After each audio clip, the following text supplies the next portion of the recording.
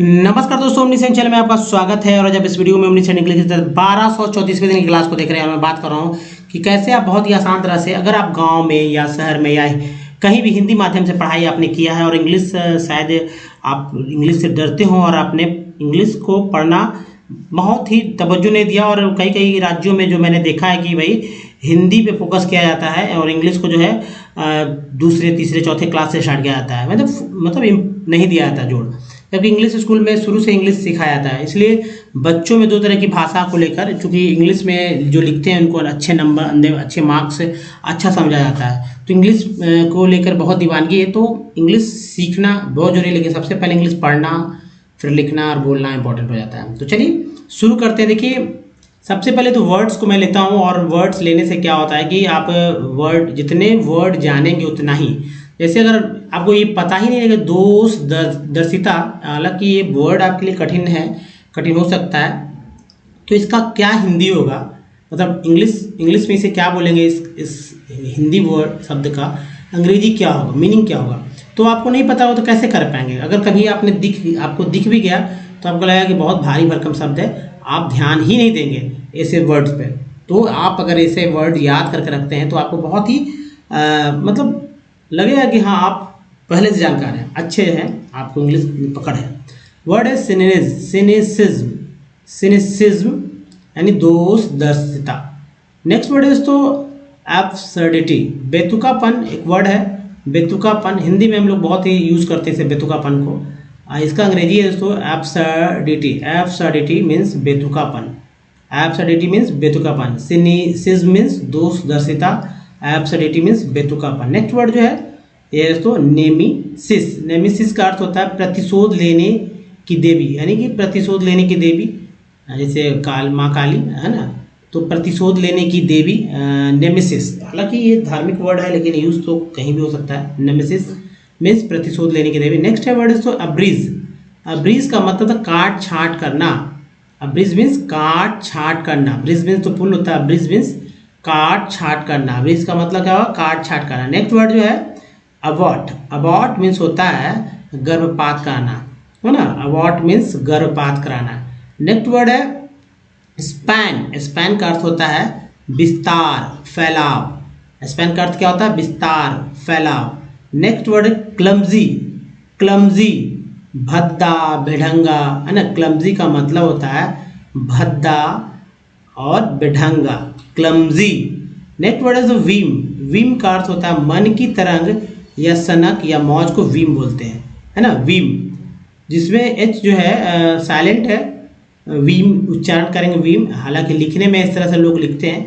देखिए, आप जो है इन इंग्लिश यानी या हिंदी जो भी समझे, दोनों के शब्दों को, हिंदी इंग्लिश दोनों को आप याद करें, जिससे कि आप चाहे जो भी भाषा बोलते हैं उसमें इसका समावेश करें।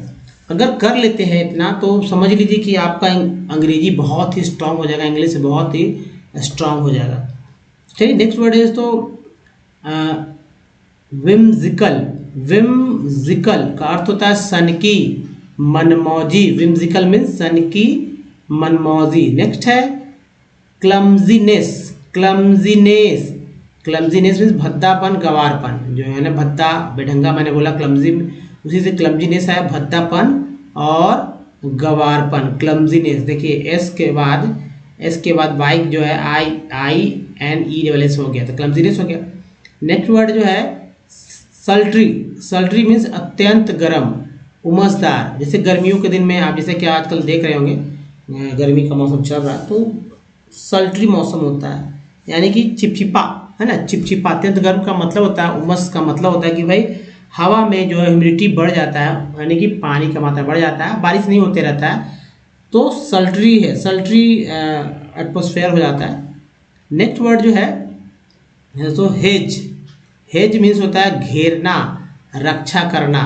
दोस्तों इन वर्ड्स को, अगर आपको कैसा लगा वर्ड्स, आप अच्छे से याद कीजिए, याद करके ही आप इसका प्रयोग करिए अपने बोलने में, अपने लिखने में। करते हैं तो आपको बहुत ही जल्दी और ज़्यादा इंग्लिश आप सीख पाएंगे। साथ ही दोस्तों, अगर इंग्लिश पढ़ते समय आपको समझ में नहीं आता कि इंग्लिश कहाँ शुरू करें, तो मैं बताऊँ दोस्तों अल्फ़ाबेट शुरू करना चाहिए।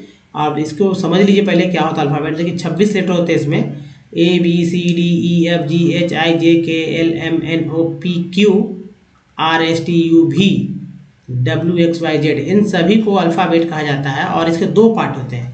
पहला पार्ट को दोस्तों वॉवेल कहते हैं, जिसमें लेटर्स की संख्या 5 होता है। दूसरा पार्ट जो है दोस्तों, ये दूसरा पार्ट, इसमें इसको कॉन्सोनेंट बोलते हैं, इसमें लेटर की संख्या 21 होता है। अब इन दोनों को अगर जोड़ दें तो अब लेटर की संख्या कितना हो गया, 26 लेटर हो गया, जिसकी चर्चा मैंने ऊपर किया। और इन 26 लेटर को कैसे पढ़ते हैं उसकी चर्चा अगले स्लाइड में होगा। इसके अलावा दोस्तों आप 64 पार्ट्स ऑफ वर्ड को भी याद रखिए, ये अलग से है, ये अलग से मैंने दिया 64 parts of word, English word है ना, इंग्लिश का यानी इंग्लिश में कुछ ऐसे मतलब इंग्लिश वर्ड में कुछ ऐसे ऐसे पार्ट मिल जाएंगे आपको जो कि बार बार रिपीट होंगे, जो कि 3 तरह के होंगे, ठीक है। एक तो प्रीफिक्स पार्ट होगा जो कि किसी वर्ड के शुरू में ही मिलता है, बार बार रिपीट होता है। कुछ जो है डिराइव्स होते हैं जो कि बीच में मिल जाते हैं, और कुछ जो है सफिक्स होते हैं जो कि लास्ट में आपको बार बार रिपीट होते हुए मिलेंगे। तो इन्हीं पार्ट को याद करना है, सबसे इंपॉर्टेंट पार्ट ये हो जाता है। अगर ये नहीं भी करते तो ये हो जाता है, आप पढ़ सकेंगे। लेकिन अगर आपको समझना है कि वाकई में पढ़ा कैसे जाता है तो आपको वॉवेल पे ज़्यादा फोकस करना होगा कॉन्सोनेंट से ज़्यादा। चलिए, लेकिन फिर भी पहले हम लोग इजी पार्ट लेंगे, कॉन्सोनेंट को ही लेंगे। संख्या 21 है, उच्चारण करने का तरीका 41 तरह से, ठीक है। जैसे देखिए, ये जो आप देख रहे हैं बी को क्या बोलते हैं या एक्स को क्या बोलते हैं, इन सभी को ही आपको याद करना है। जी हाँ, याद करेंगे तो आपको पता चल जाएगा कि भाई आखिर इसके बिना तो इंग्लिश कभी पढ़ ही नहीं सकते थे। इजी है स्वर व्यंजन की वजह से, मतलब स्वर व्यंजन की वजह से इजी है, तो याद कर ले इसे, ठीक है। अब जैसे देखिए, सी को स बोलते हैं, लेकिन कब बोलते हैं, क को सी को क स बोलते हैं दोनों, लेकिन सी को स कब बोलते हैं, जब सी के बाद आई या सी के बाद ये तब स बोलते हैं ना। सी एच, सी के, क्यू, क्यू यू, इन सभी को क बोलते हैं। तो या टी को च स बोलते हैं, कैसे बोलते हैं ये हमारे 64 पार्ट्स ऑफ वर्ड में पता चलेगा। अब दोस्तों देखिए, वॉवेल जो है संख्या में है 5, उच्चारण करने का तरीका है 7। जैसे ए को, ई को, आई को, यू को, डबल ओ को, जैसे ए को 4, ई आई को 5 5, ओ यू को 4 4, डबल ओ को 5 तरह से जो है पढ़ा जा सकता है या लिखा जा सकता है। जैसे देखिए, F L double D flat में डबल ओ का उच्चारण अ होता है, आर डबल में रूम में डबल ओ का उच्चारण जो है ऊ होता है, और एफ एल डबल फ्लोर में डबल ओ का उच्चारण ओ होता है।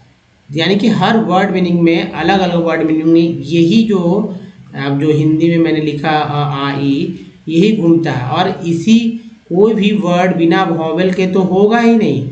जब कहीं भी किसी वर्ड को उठा के देखिए, इसमें आई है, इसमें ई है, इसमें आई आई आई ई, ओ ई ओ ई, है ना, यहाँ यू यू यू ई, यहाँ डबल ओ है ना, यहाँ पे देखिए ए ई। तो बिना वर्ड के, बिना वॉवेल के तो कोई वर्ड बनेगा ही नहीं। तो आप समझ चुके हैं कि कितना इम्पोर्टेंट है ये, इसको याद कीजिए। जी हाँ, सो आपके हमेशा दिमाग में ये रहता, कोई भी इंसान इंग्लिश पढ़ रहा होता है, भले ही उसको इस तरह से नहीं पढ़ाया गया, बताया गया है, तो भी वो कहीं ना कहीं इसी रूल को फॉलो करता है। इसलिए बहुत ही इंपॉर्टेंट है ये, तो करिए याद। और देखिए उसके बाद 64 में, जैसे कि मैंने बोला टी आई को सन बोलते थे, टी आई से स हुआ तभी तो यहाँ पर नेशन पढ़ते हैं। टी एल को सी एल बोलते हैं, देखिए सी एल इसेंशियल पढ़ते हैं, टी यू एल को चर पढ़ते हैं, तो सी एल है चर है, तो यहाँ देखिए नेचर है। टी यू एल को चुअल बोलते हैं, चुअल, तो ये देखिए फैक्चुअल है। ये वर्ड क्या है, बार बार रिपीटेड हो रहे हैं, मतलब आपको दिखेंगे यहाँ पर। तो एक एक एग्जाम्पल मैंने लिया है, लेकिन एक एक जैसे प्रो है, तो ये वर्ड में आपको समझिए। यहाँ पर देखिए इंटर, यहाँ देखिए सन पढ़ रहे हैं, तो आपको क्या करना है, इनको याद करना है। जी हाँ, इनको याद करना है। ये अगर याद कर लेते हैं, जैसे ई एल है तो रेडियल हो गए, है ना, ये याद कर लेते हैं तो आपको इंग्लिश से बहुत ही जल्दी से, शीघ्रता से या तेज़ी से पढ़ना सीखेंगे। पहले याद तो करिए। जी हाँ, मजाक नहीं चल रहा है। जैसे ओ डब्ल्यू को वाव दोनों बोलते हैं, तो यहाँ पर जैसे ओ बोलेंगे तो लो हो गया, यहाँ आओ बोलेंगे तो ना हो गया, पढ़ने से पता चल जाता है। तो आप इसे क्या कीजिए, अच्छे से याद कर लीजिए। याद करेंगे तो आप तेज़ी से पढ़ना सीखेंगे। अब देखिए एक वर्ड यहाँ देखिए, पी आर ओ को प्रो बोलते हैं, Q I U R, Q U R E को क्योर बोलते हैं, एम ई एन टी को मेंट बोलते हैं। तो ये जो क्योर है, प्रोक्योरमेंट, ये क्या है, वर्ड है, पार्ट है। इस अभी अलग अलग पार्ट मिलकर एक वर्ड बन गया है, तो इन पार्ट ही को याद कर लीजिए। तो 64 पार्ट्स, यहाँ तो 64 पार्ट्स ऑफ वर्ड को याद करिए, जिससे कि आपको इंग्लिश मतलब कि स्ट्रांग हो जाएगा पढ़ने में लिखने में, है ना। तो चलिए अब जो है इसको याद अगर कर लेंगे तभी आगे मतलब कि आपको सफलता मिलेगी, क्योंकि इसका यूज़ भी है, ऐसा नहीं कि यूज़ नहीं है। दोस्तों अगर हमारे वीडियो तक पहुंच नहीं बन पाती तो इंग्लिश एंड इंग्लिश यूट्यूब पर सर्च में गूगल पर टाइप करेंगे, जिससे कि हमारे वीडियो तक आपकी पहुंच बन जाएगी, प्लेलिस्ट मिल जाएगा। या आप एक कॉपी भी बना लीजिए और कॉपी बनाकर इसे लिख लीजिए ताकि वीडियो से ज़्यादा कॉपी पर निर्भरता रहे। नीचे वीडियो डिस्क्रिप्शन में वीडियो के लिंक है, वहाँ से आपको सीरियल में वीडियो मिल जाएगा। चाहे आपको रीडिंग करना सीखना हो या फिर राइटिंग या फिर स्पोकन, सब कुछ सीखने को दीजिए। अपना तो ग्रामर्स की बुक लेना है, सही करना है, अंग्रेजी पढ़ना लिखना सीखना है, तो लगातार कम से कम 10 दिन तक हमारे साथ बने रहिए या किसी को बताइए। देखिए इंग्लिश वाकई में उनको पढ़ना आ जाएगा, लिखना भी आएगा। वर्ड्स याद करने की भी आवश्यकता नहीं पड़ेगी दोस्तों, ऐसे ही याद हो जाएगा। लाखों लोग जो है, करोड़ों लोग जो इंग्लिश का वर्ड मीनिंग याद करते रहते हैं। जी याद करने की चीज़ नहीं है, बस पढ़कर समझ लेना है। अर्थ भले याद कीजिए, लेकिन इंग्लिश के लेटर्स याद करने की क्या जरूरत है। पार्ट्स ऑफ वर्ड के याद कर लीजिए, इजी हो जाएगा। अब इनको नहीं पढ़ने आता वो हमारे यहाँ पढ़े कैसे पढ़ते हैं। जैसे ई आर को आर बोलते हैं, भी लगा तो वर हो गया। तो ये देखिए ये बार बार रिपीट होगा, इसको दिमाग में रखिए। अब देखिए टी को टेड बोलते हैं, पार्ट है हमारा, पढ़ेंगे लेकिन यहाँ पर mountain, mounted, mounted, over mounted. Next word है ओवर मसल्ड, ओवर मसल्ड के बाद है ओवर नेटिंग। नेक्स्ट है ओवर नाइटेड, नाइट है ईडी लग गया तो nighted, over nighted, over nighter. Next है ओवर नरिश, ओवर नरिश के बाद है over obvious, over obvious. Next है over officed, over offices, over operate, operate. Next है ओवर पैकेज। नेक्स्ट वर्ड देखिए over packing, packing, over painted, over parting, over passing, over payments, payments. Next देखिए over payment के बाद over pedalled, over pairing, over peopled, over peoples, है ना। Over purged, over purchase. Next जो है यहाँ देखिए over perform, over picture, over pitched, over pitches, over pleaded, over planned, over plan है ना, प्लान्ड है, प्लांटेड, प्लांटेड, ओवर प्ले, और ये देखिए इंग, इजी है। नेक्स्ट है तो ओवर प्लेइंग के बाद ओवर प्लॉटेड। नेक्स्ट वर्ड देखिए बहुत इजी है, over plus, pluses, pluses, over poising, over poising, poising, over posting, over posting. Next word जो है over powered, power, powered, over praised, praised, over presses, over praises, over precise, precise, over prepare, over praised. Next है over presses. Next है over pricing, है ना, pricing, कुछ लोग pricing बोल देते हैं, वो अलग वर्ड है, अलग तरह से उच्चारण होता है प्राइसिंग। प्राइसिंग पढ़ेंगे। ओवर प्रिंटेड, ओवर प्रिंटेड के बाद है ओवर प्राइजिंग, तो ये है प्राइजिंग, इसको बोलते हैं प्राइजिंग, तो यहाँ इस तरह से बोलते हैं प्राइजिंग, ना कि सी वाला को बोलेंगे प्राइजिंग। अब चलिए नेक्स्ट जो स्लाइड है उसको देखते हैं दोस्तों, और ये रहा over process, cess, process, over process, over produce, produce, over programme, over promise, है ना, over promote, over pronate, over protect, over pumping, over racking, over reached, over reacher, reacher, है ना, over reaches, over reacted, over reading, over reading, over reckons, over reading, over refined, over refines, over raining, over reports, reports इस तरह से, over respond, over ripened। पढ़िए इसी तरह से दोस्तों। अगर इस तरह से आप पढ़ते हैं लिखते हैं तो कोई दिक्कत नहीं होती। अब देखिए यहाँ पर जो है 64 पार्ट्स ऑफ वर्ड का यूज़ बहुत धड़ल्ले से हो सकता है अगर आपने याद किया होता है, याद किया हुआ है, या आप समझ रहे हैं कि वाकई में ऐसा हो सकता है। जैसे देखिए ENT को एंड बोलते हैं, डी लगा तो डेंट हो गया, एक पार्ट यहाँ मिल गया, EN वाला पार्ट यहाँ मिल गया तो पेन हो गया। देखिए अली, देखिए IEL भी है, सी का सी अली हो गया। ईबल पार्ट यहाँ मिल जा रहा है तो सीबल हो जाता है, ठीक है। एंड यहाँ मिल गया तो देखिए यहाँ मेंट हो गया, AY हो गया तो पे हो गया। टू इम्प्रूव वाला भी आपने देखा ही। तो चलिए कम ही हो गया, कम। यहाँ देखिए सन है, सिचू हो गया। तो ये इसी तरह से जो है पढ़ना है, कुछ हल्के कुछ भारी आपको वर्ड मिलते रहेंगे। तो चलिए देखते हैं कैसे कैसे अच्छे से पढ़ सकते हैं हम लोग। FAR फार्मर्स, मर्स, फार्मर्स यूजुअली टेक, एक के बाद ये है तो एक का उच्चारण फिक्स एक रूप होता है, take crop loans at the beginning of the season and repay the loan after the harvest repayment of the loan is crucially dependent on the income from farming. In Swapna's case, the failure of the crop made loan repayment impossible.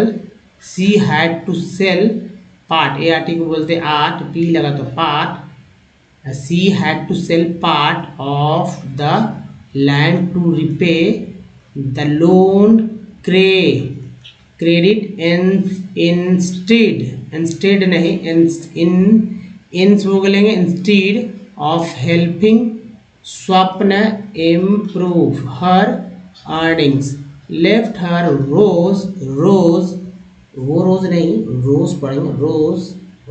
of this is an examples of what is commonly called debt trap.